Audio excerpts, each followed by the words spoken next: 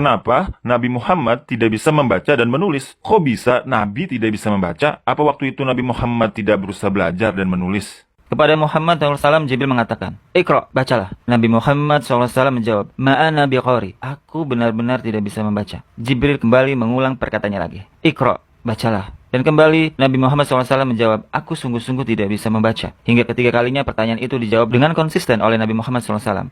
Ma'ana biqari. Itu artinya Nabi Muhammad meyakinkan pada kita semua bahwa dirinya memang betul-betul tidak bisa membaca. Bahkan Jibril menanyakan berulang kali, jawabannya tetap sama. Setelah itu Jibril membacakan surat Al-Alaq ayat 1-5. Jadi, riwayat di atas juga menepis tuduhan bahwa Al-Quran adalah tulisan Nabi Muhammad SAW atau produk Nabi Muhammad. Karena Rasulullah tidak bisa membaca dan menulis, apalagi merangkai kalimat-kalimat indah seperti Al-Quran. Jadi jelas, Al-Quran adalah wahyu Allah yang diturunkan melalui Jibril kepada Rasulullah. Dalam surat An-Kabut ayat 48, Allah berfirman, "Dan engkau Muhammad tidak pernah membaca sesuatu kitab sebelum Al-Quran. Dan engkau tidak pernah menulis suatu kitab dengan tangan kananmu. Sekiranya engkau pernah membaca dan menulis, niscaya ragu orang-orang yang mengingkarinya." Jadi jelas, Allah menjadikan Nabi Muhammad SAW buta huruf hingga orang yang mengingkari ayat Al-Quran tidak punya alasan untuk membantah Al-Quran. Dan tentu saja, ayat di atas adalah bukti sekaligus menepis tuduhan bahwa Al-Quran adalah tulisan Nabi Muhammad SAW. Bagaimana bisa seorang yang tidak bisa menulis dan tidak bisa membaca bisa menciptakan suatu kalimat yang memiliki sastra tinggi melebihi syair-syair bangsa Arab ketika itu?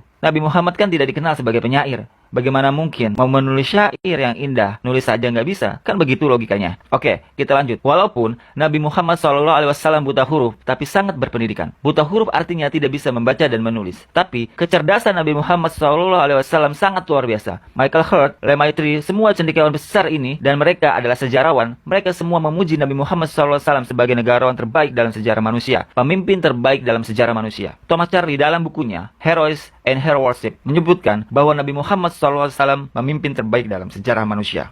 Kalau sekarang, ilmu tata bahasa Arab disebut nahwu atau syorof. Dulu, pada masa Nabi, belum ada ilmu semacam ini. Oleh karenanya, pada masa itu sangat jarang orang yang menulis karena tidak ada aturan bakunya. Nah, kalau pada masa itu, orang yang menulis saja jarang, apalagi orang yang membaca. Apanya yang dibaca kalau tulisannya aja langka? Sehingga banyak orang yang tidak bisa membaca dan menulis ketika itu.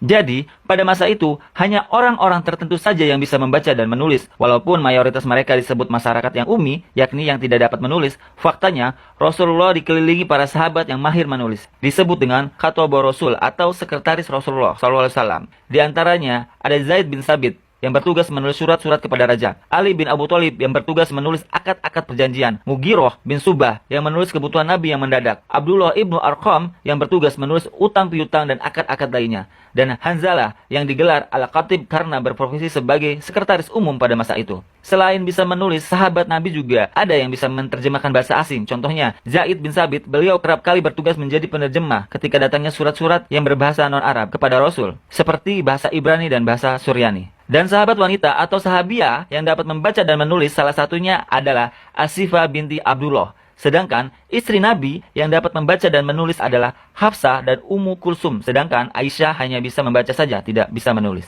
Dalam kitab Al-Intisar disebutkan Rasulullah memiliki 43 sekretaris. Namun, sekarang teman-teman dapat membaca buku tentang judul 65 Sekretaris Rasulullah, karya Profesor Dr. Muhammad Mustafa Azami, yang mana berisi ke 63 biografi sekretaris Rasulullah. Nah, oleh karena itu, faktor tadi jadinya pada masa itu orang-orang Arab mengagung-agungkan penyair. Karena para penyair dapat menulis dan menciptakan sebuah sastra Arab yang indah, yang mana pada saat itu belum ada aturan baku dalam bahasa Arab. Oleh karenanya, mereka mengagung-agungkan penyair.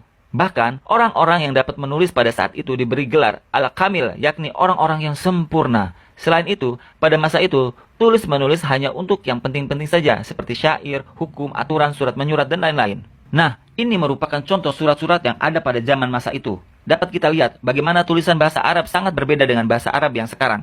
Sehingga pada masa itu, orang Arab tidak bisa membedakan huruf.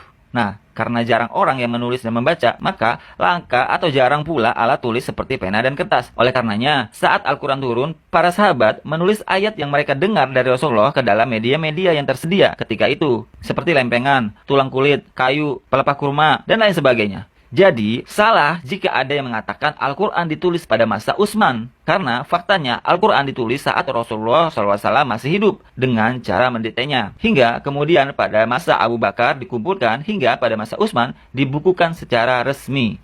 Nah, walaupun mayoritas bangsa Arab tidak bisa membaca dan menulis, mereka terkenal dengan tradisi menghafalnya. Nah, itulah sebab Al-Quran ketika dikumpulkan lebih banyak dari hafalan-hafalan para sahabat Nabi Muhammad SAW. Nabi Muhammad sendiri sering mengulang-ulang hafalan pada saat bulan Ramadan bersama Jibril alaihissalam.